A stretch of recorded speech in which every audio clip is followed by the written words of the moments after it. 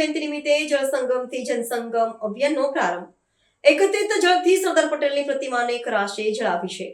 સરદાર વલ્લભભાઈ પટેલની 150મી જન્મજયંતિના ઉપલક્ષ્યમાં રાષ્ટ્રવ્યાપી અભિયાનના ભાગરૂપે દિલ્હી ખાતે જળસંગમથી જનસંગમ એકતાનો ઉત્સવ કાર્યક્રમનો શુભારંભ કરવામાં આવ્યો છે।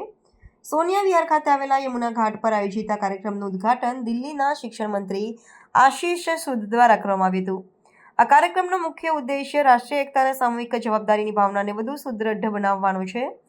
આ પ્રસંગે દિલ્હીની સરકારી શાળાઓમાં વિદ્યાર્થીઓ, શિક્ષકો અને લગભગ 150 જેટલા ઉત્સાહી સ્વયંસેવકોએ ભાગ લીધો હતો।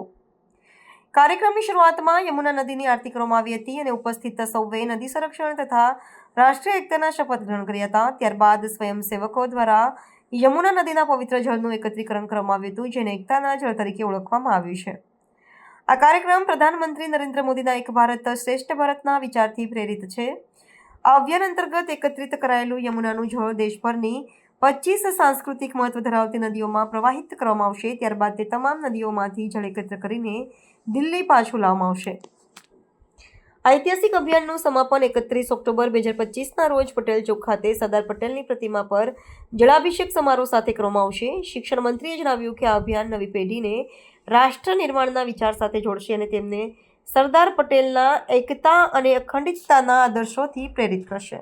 देखिए, सरदार @150 ये एक ऐसा कार्यक्रम है जो सरदार पटेल जी की 150वीं जयंती के अवसर पर पूरे देश में मनाया जा रहा है, जिसको दिल्ली के शिक्षा विभाग ने एक अद्भुत तरीके से मनाने का, युवा मामलों के मंत्रालय ने एक अद्भुत तरीके से मनाने का निर्णय किया है। हमने 150वीं जयंती पर 150 युवा देश की 25 राज्यों में जाएंगे। वहाँ की नदियों के पावन जल में यहाँ से यमुना जी के पावन जल को प्रवाहित करके वहाँ के पावन जल को लेकर आना और उससे सरदार पटेल जी की प्रतिमा का जलाभिषेक करके एक भारत आत्मनिर्भर भारत की परिकल्पना को दिल्ली में मुख्यमंत्री रेखा गुप्ता जी के नेतृत्व में स्थापित किया जाएगा। और उसके अगले दिन 8 राज्यों का स्थापना दिवस है, दिल्ली का भी स्थापना दिवस है।